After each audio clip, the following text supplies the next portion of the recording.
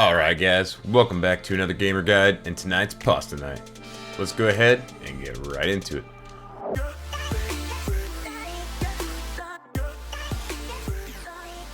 First, we're going to start off making our homemade cheddar biscuits that may or may not be a copycat recipe for a well-known restaurant. Let's grab ourselves a nice shiny bowl and start to measure out our ingredients. First thing we'll start off with is 2 1/4 cups of all-purpose flour. Next, we'll need 2 1/2 teaspoons of baking powder, 1/4 teaspoon of baking soda, 1 teaspoon of sugar, 1/2 teaspoon of salt, add a 1/2 teaspoon of both garlic and onion powder, and 1 teaspoon of Old Bay seasoning. And now we're ready for the wet ingredients. We'll need 1 1/4 cup of milk and 1/3 cup of butter fully melted.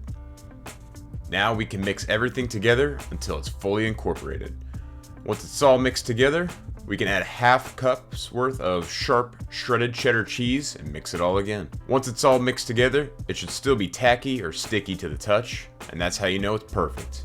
Now's also a good time to remember that you forgot to preheat the oven to 450 degrees and should do that really quick. Once the oven is starting to preheat, you can take your favorite 2 1/2 inch scoop and start throwing the batter onto a non-stick cookie sheet. Don't worry about spraying the pan because the biscuits already have butter in them. Since we're waiting for the oven to get hot, we can go ahead and start working on our shrimp. For preparing the shrimp, we will have to remove the shell and the tail. For the purpose of time and because I hate doing it, mine were already deveined. Just peel around the edges and pull. It should come off easy, and once you get to the end, just pinch the base of the tail and pull. The shell should just slide right off. What you should end up with is a beautifully peeled shrimp. For those wondering if it's better to get fresh shrimp over frozen shrimp in your grocery store, the answer is, it depends. If you live close to a fish market that sells fresh catches, then yes. However, inland markets that receive any shipments of quote-unquote fresh fish will typically have been semi-frozen and thawed on their way to market and will actually not be as fresh by the time you buy them. Frozen shrimp, however, is typically frozen fairly quickly after catching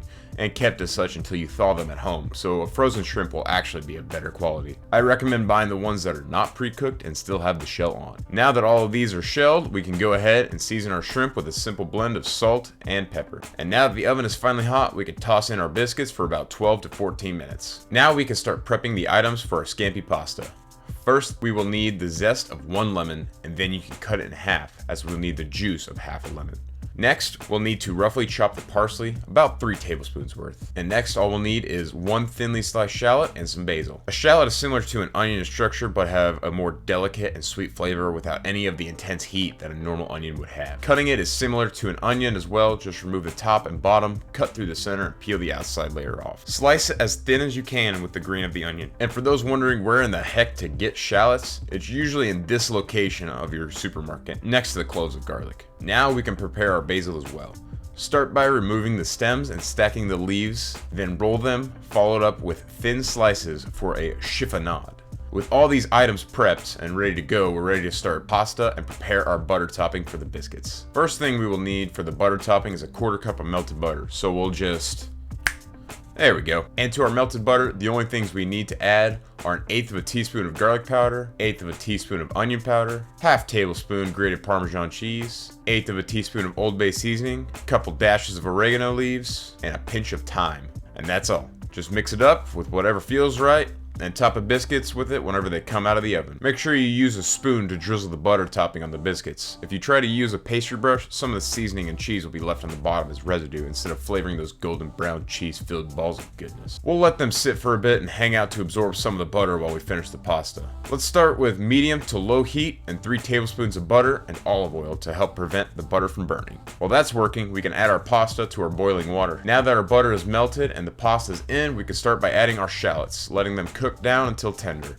Next, we'll press 2 large cloves of garlic into the pan. Now we're going to turn up the heat to medium-high and add a nice Sauvignon Blanc. Make sure the wine you use tastes good to you, so feel free to test it. Once all the alcohol of the wine is cooked out, we can add the juice of 1/2 lemon and it should start to get aromatic. Next, turn your heat back to low and begin adding your shrimp one at a time as to avoid adding any water or excess moisture from the container they were in. Don't forget to add that lemon zest. We want to watch for when the shrimp just begin to turn pink to turn them so we can avoid overcooking them. Now that they're starting to turn pink on one side, we can go ahead and flip all of them and turn the heat down as low as it can go so they don't overcook and become almost rubber-like in texture. Now to test if your pasta is done, simply throw it at a wall and No, just kidding. Don't do that.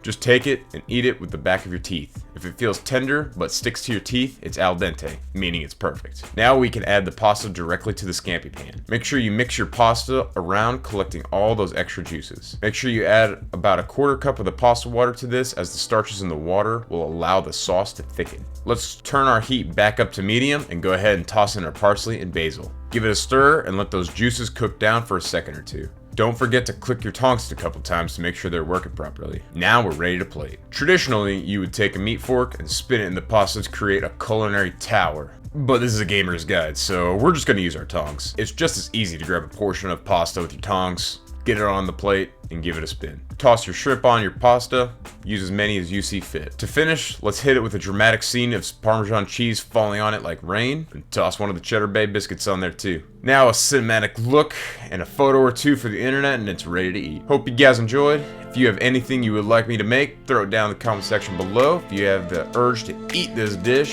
hit that subscribe button, like the video, and head over to the grocery store, because now you have the instructions to do it yourself, because this one's for me.